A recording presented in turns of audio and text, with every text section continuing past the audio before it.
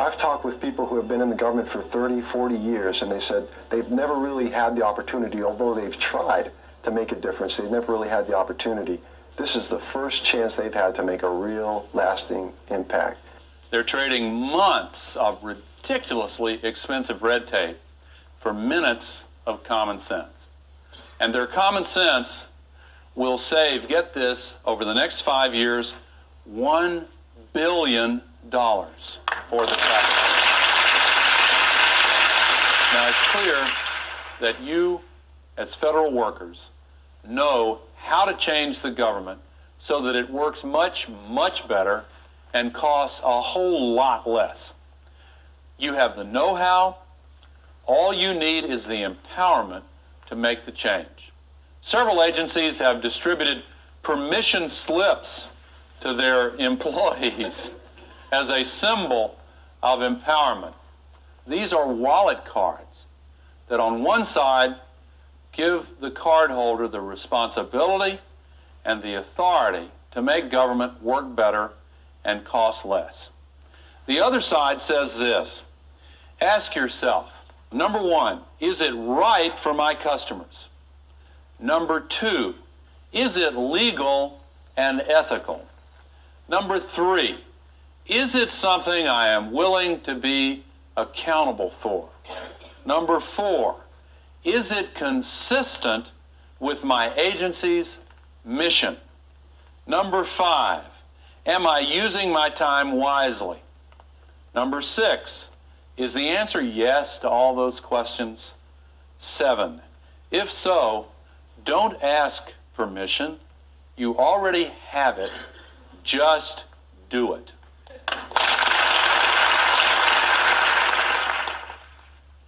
But if you are going to make changes, then you have to take chances, prudent risks, and sometimes the new things that you try won't work. To encourage managers to take some chances and to risk failures, the Bureau of Reclamation issued forgiveness coupons. Each manager got 2 of them with instructions to try enough new things so that they would mess up at least twice before the end of the year.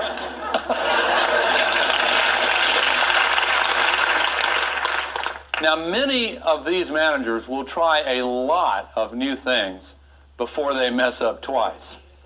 I suppose some managers won't have to try as many before they mess up twice. But the point is that if we are going to dramatically change the government, which we have to do, then we have to accept some mistakes and failures and learn from those mistakes. Ultimately, empowerment is more than permission and forgiveness. It's more than something that management bestows on workers. Ultimately, empowerment means an entirely new relationship between management and labor, a new full partnership. It's not easy to get there from here. It takes time and trust and perseverance. Luckily, we've got all 3, and we are determined to succeed. Let me give you some examples of that. The people who work at the Internal Revenue Service Center in Ogden, Utah, have made the investment necessary to achieve partnership.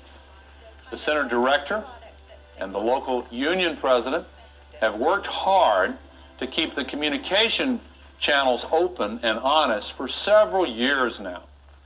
The result is workers who feel much better about their jobs because they help decide how the work gets done. Nancy, let me start with you. How did you guys overcome the traditional distrust between management and labor? I think the biggest part was perseverance, commitment to the process, conversations, and continued communications. Great. I think communication is really important in all of this. Nancy and I have started doing town meetings with all employees, large groups of them, listening to them, listening to the concerns they have in trying to meet the customer's needs. Don't you miss the fighting? I don't even know how to do it well. We had one of our rare grievances a few months back, and the chief steward and I went into a fourth step meeting, and we forgot the rules. So we honestly found we didn't know what to do. These are just a few of the many stories of reinvention. Teams of federal employees and agencies throughout the government have been recognized with $6 Hammer Awards. Many of their successes represent years of struggle by caring federal employees who began trying to improve government before the National Performance Review began.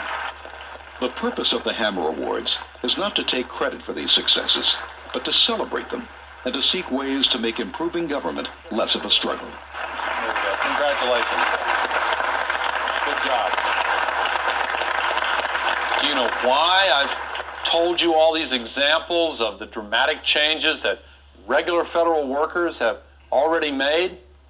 The answer is very simple. It's because I want you to make changes in your organizations and in your jobs in exactly the same way. And I want to come to your agency, to your department, to your office, and celebrate the extraordinary and positive changes that you bring about.